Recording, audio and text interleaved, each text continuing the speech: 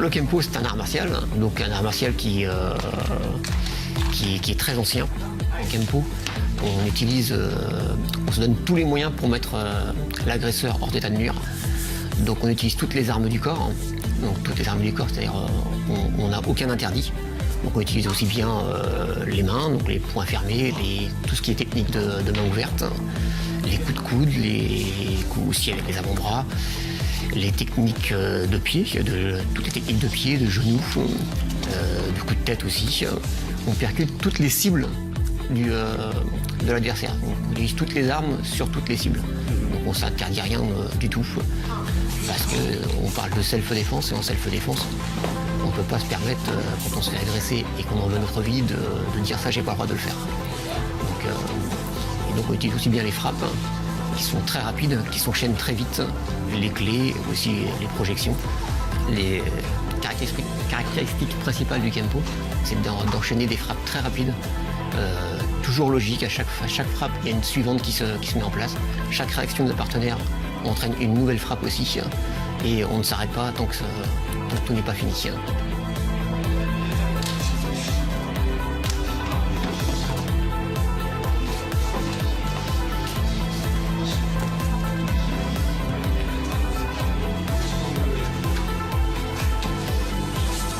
Le club de Kempo existe depuis quasiment 30 ans à Lagrange.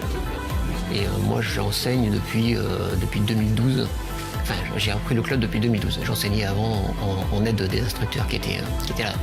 Je me suis dirigé dans le Shujintai Kempo plus pour le côté self-défense en fait. Ce que j'aime dans cette discipline, en fait, déjà avant tout, c'est comme dans tous les arts martiaux, c'est le respect de chacun, parce que ça compte énormément. Et après, c'est les techniques qui sont exécutées, en fait, le système de percussion et de rapidité, en fait, un coup enchaîne un autre coup. C'est les petits gestes simples pour quelqu'un qui n'a pas de force, qui n'a pas trop de force comme moi, et des petits gestes simples qui peuvent mettre KO sans trop d'efforts et avec des petites astuces. Et ça j'adore. J'ai retrouvé tout ce qui était du coup dans le Kempo, le karaté, des bases de karaté, de taekwondo, de judo. Donc ça me plaît beaucoup. En plus, il y a toute la partie self-défense aussi qui malheureusement me sert un peu aussi au niveau pompier. Je suis sapeur-pompier volontaire. C'est vrai qu'on a des points communs avec le karaté, certaines techniques, certains même langages dedans, donc assez proches. D'autres vont y retrouver des éléments proches de la boxe, notamment de la boxe thaïlandaise, avec les low kicks, les coups de pied dans les jambes, les coups de coude, les coups de genoux. Et quelques projections aussi que certains penseront venir de l'aïkido. Mais c'est vraiment très vieux le Kempo, donc il y a beaucoup de choses qui sont là depuis très longtemps.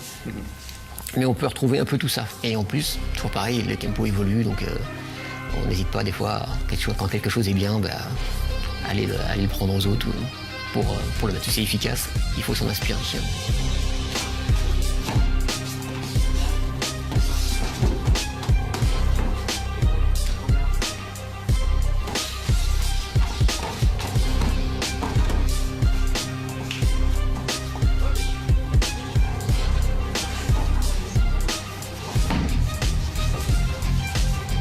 Il n'y a pas de règles dans la pratique, il y a des règles dans le club, des règles de savoir-vivre, de respect.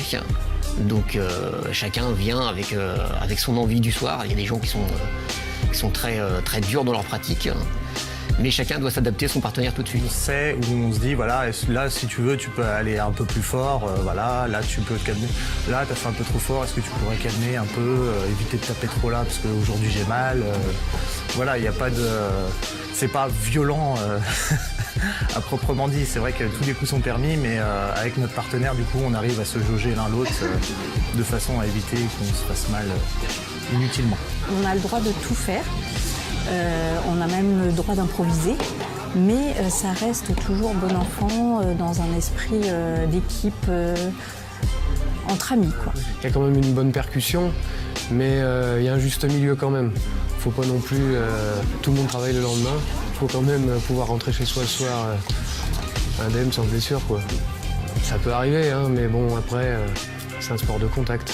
C'est plus facile de se blesser en faisant du foot ou des fois on se rend pas trop compte qu'on fait que quand on donne un coup de poing à quelqu'un, on sait qu'on va lui faire mal si on fait pas attention. Donc naturellement, on fait attention. pour les enfants, on a mis des règles. C'est une version plus édulcorée du Kempo. Donc là, du coup, toutes les techniques dangereuses, on les a écartées volontairement pour ne pas prendre de risques de blessures. Et on leur enseigne une manière plus pédagogique et plus facile à appréhender, qui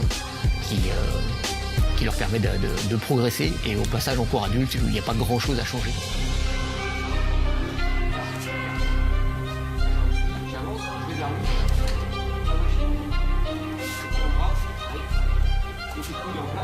Si on ne fait pas de la partie, on ne fait pas de compétition. Donc j'ai volontairement, hein, moi-même je ne veux pas en faire. Je veux vraiment rester sur la partie martiale. Donc en règle de pratique, on n'a aucune règle. On ne s'interdit vraiment rien du tout, ce qui permet d'adapter le Kempo à tous les gabarits, à tous les âges, et aussi bien à une femme petite et faible ou quelqu'un de très grand et très musculeux peut y trouver ce qui lui plaît. Le week-end du 4 et 5 mai, on a un grand maître, un ceinture noire 10e dan qui vient, donc Sijo Daniel Ayan, donc, qui est notre maître et qui vient tous les ans en Vendée. Donc là on va l'accueillir le week-end du 4 à 5 mai, donc tout le monde peut venir voir ou même pratiquer avec nous pour les gens qui veulent essayer. Et donc là c'est vraiment un rendez-vous important, on apprend vraiment beaucoup de choses et là le niveau est accessible à tout le monde, mais on voit qu'il y a un monde entre lui et nous, c'est assez prodigieux.